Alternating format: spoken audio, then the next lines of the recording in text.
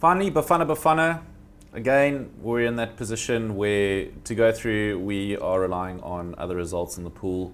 I mean, according to my maths, Algeria, Senegal, that needs to be a draw, or Algeria need to win that, and then South Africa need to pump Ghana. To sort out the sort of negative goal differential. I so think it's very unlikely.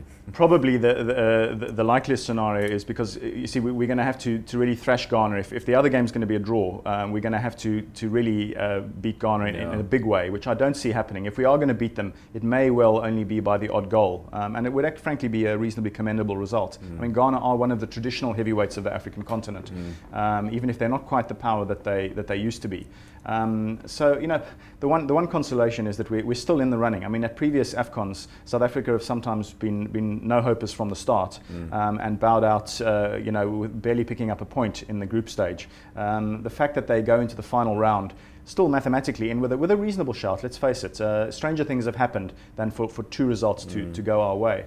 I feel a little bit sorry for Shakes because I still think that his template is a good one. I think that he's definitely onto something. I think that it might have been a little bit unrealistic all along for South Africa to be really competitive, you know, sort of top 2 or 3 material at this Afcon. I think they're still a young side learning, and I don't think that if they bow out, that he must be sort of pilloried too much, because I think his longer term vision is a pretty good one, and I think we've got some young talent coming through. And I just hope that we actually put up a decent show, and that if we do bow out tomorrow night, that it's in quite a sort of defiant, valiant sort of way, because then we can at least feel, you know, reasonably good about future prospects.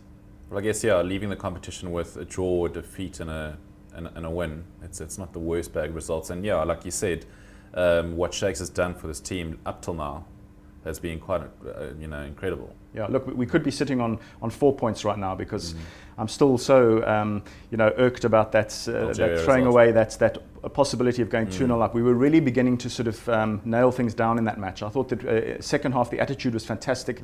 We'd really got the Algerians rattled. We were all set to go 2-0 up before that penalty. I, by the way, thought that Ranti's body language ahead of that penalty looked a little bit shaky to me, and I was worried about whether that ball was gonna you know, rattle the net. And of course, as we know, over the, you know, whizzed it into the crossbar, and from that was the sniff that the Algerians needed to come right back into the game.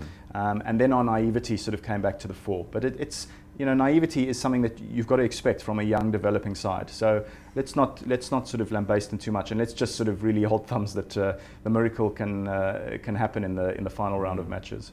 Like you were saying earlier, it's holding the lead that seems to be our issue. Obviously, open Manisa on Friday night, getting us ahead, and then it almost seems like within the next 5-10 minutes we are on back foot again. I know that it is a problem. You know, it's, as I say, naivety. We get into the lead and then we're not quite sure what to do with it. You know, do we keep pushing forward? Do we try to sort of park the bus? And I must say that we shouldn't really try to park the bus. I think Bafana should just, especially when they play against Ghana, when they are going to be forced to sort of go onto the offensive to a good degree. I don't think they must try that tactic, because they don't really have a sort of a senior figure in the defence, like, you know, in the old days of a sort of you know, Lucas Radebe sort of character. Someone to really glue that team together, to take out the panic from that last line. And unfortunately, you know, we've got some decent defenders, and there's talk of Rivaldo Coetzee possibly coming back into the mix. You know, he's only 18 years old, but he's already one of South Africa's key defensive characters.